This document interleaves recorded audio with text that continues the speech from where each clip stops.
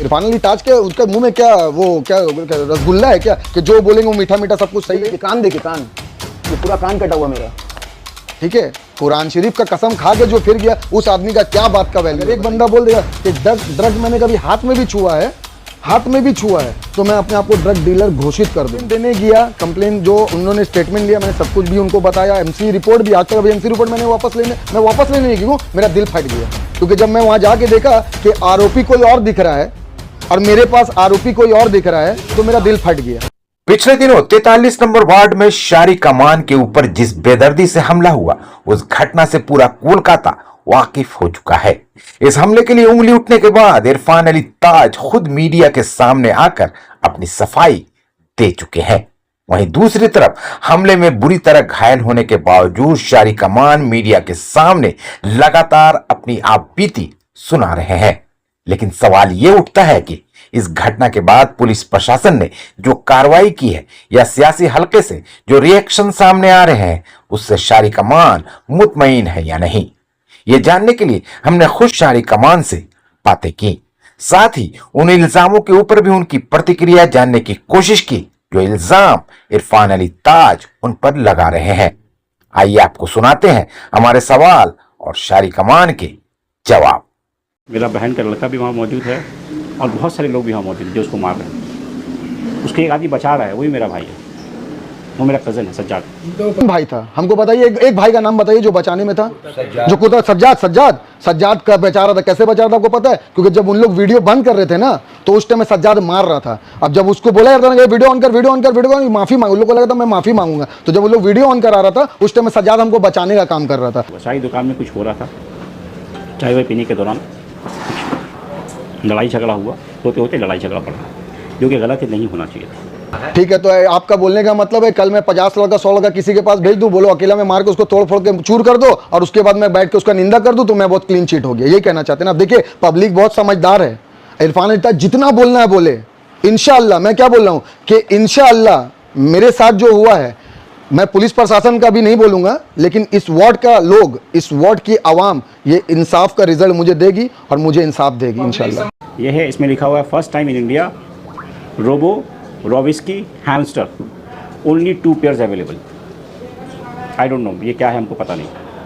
ठीक है, उसके अलावा देखिए ये एक लिजर्ड और भी बहुत सारा चीज़, कभी सांप, कभी स्पाइडर, कभी कुछ, ठीक है, कभी टॉर्टाइस, ये सब कभी मतलब यूट्यूबर। अच्छा बात है भाई, अब ये वाइल्ड लाइफ एक्ट में आता नहीं आता, ये वाइल्ड लाइफ वाले ध्यान दें। लेकिन मैं जिस एनिमल को पालता हूँ शौकिया, या जिनको मैं पाल के बड़ा करता हूँ या बेच देता हूँ, तो वो सारे बाहर से आते हैं, वो यहाँ के नहीं होते। कोई ऑस्ट्रेलियन स्पीसीज होते हैं, कोई अमेजोन के स्पीसीज होते हैं, ठीक है। तो वो सब स्पीसीज जो मैं बेचता हूँ ना, आप चले जाइए कर्नाटक एक्वेरियम बोल के, आप देखिए यूट्यूब में खोलिए, बड़ा शोरूम है वो, जहाँ भी रेप्टाइल्स मिलते हैं, मैमल्स मिलते हैं, बर्ड्स मिलते हैं, एम्फीबियंस मिलते हैं। अब आप बोलिए एम्फीबियंस क्या है, तो देखिए जिसको जिसके बारे में नहीं मालूम है उस टॉपिक में बात ही नहीं करना चाहिए। सीधी बात, आपके पास परमिशन है कोई कागज? जी हाँ, परमिशन है। शाहरुख कहाँ है, उसको बोलो मेरा फाइल निकाल के देने। जब से सब ड्रग, हम ये जो नशा मुक्त अभियान जो चालू किया, उस टाइम से ही मेरे पीछे में लोग लग गए। तकलीफ हो रहा है, बेचने में भी तकलीफ हो रहा है और पीने में भी तकलीफ हो रहा है।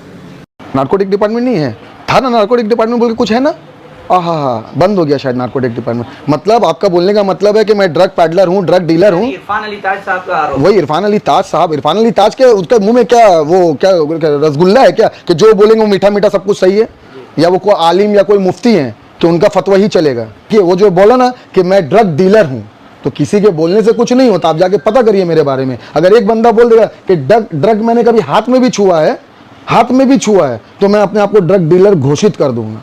कि मिसाल के तौर पे गोगो पेपर बंद कराने से मसले का हल नहीं है। अगर आपको बंद कराना है तो आप गांजा चरस जहां बिक रहा है उसको बंद कराइए। कल मेरा जब बातचीत हुआ उसी से, हमने कहा कि देखिए जो हुआ एकदम गलत हुआ, आगे और ऐसा कुछ भी नहीं होना चाहिए। कि बोबाजार पुलिस जो है वो इंसाफ करेगी, लेकिन कहीं ना कहीं इंसाफ के नाम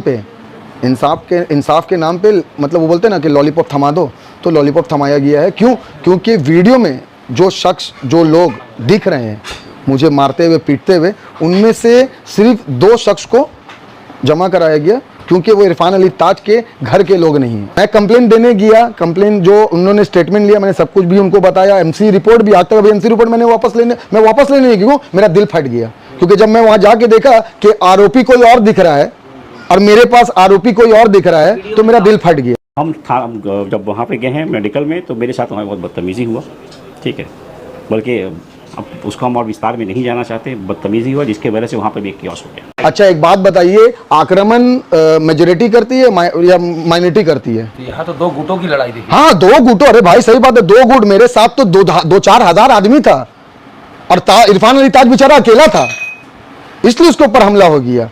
कैसा बात करे भाई, वहां पर ही मैं था। अरे उनका जो छोटा भाई है शादमान अमान, उसके नाम पे अभी भी क्या बोलते हैं, किडनैपिंग का मामला बोजार में एब्सकॉन्डिंग है।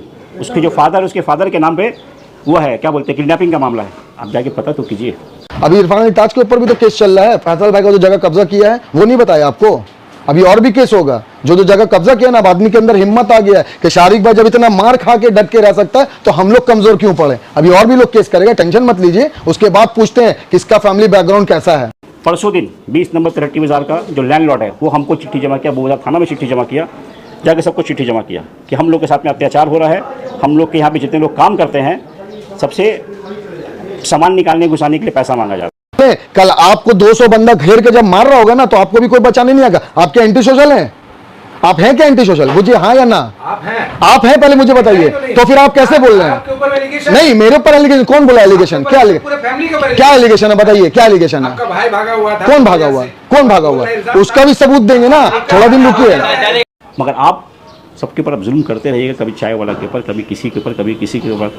तो हर चीज़ का तो एक अंत है। कभी ना कभी कोई लोग तो कोई ना कोई कुछ ना कुछ करेंगे। ऐसा है ना कि अगर जुल्म कर रहे हैं जिन लोगों पर, वो पब्लिक हमें मार रही थी और ये सुनिए इसलिए कोई भाई एक बात, ऐसा कुछ नहीं हो तो बोलता हम भी रूलिंग पार्टी के साथ में हैं, और तो बताता है कि हम कुछ हैं, बट क्या हमको तो आज तक मालूम नहीं है। जी मैं हॉकर यूनियन चलाता हूं, ठीक है, पश्चिम बंगो प्रगतिशील हॉकर यूनियन का मैं नॉर्थ कोलकाता यूनिट का जनरल सेक्रेटरी हूं।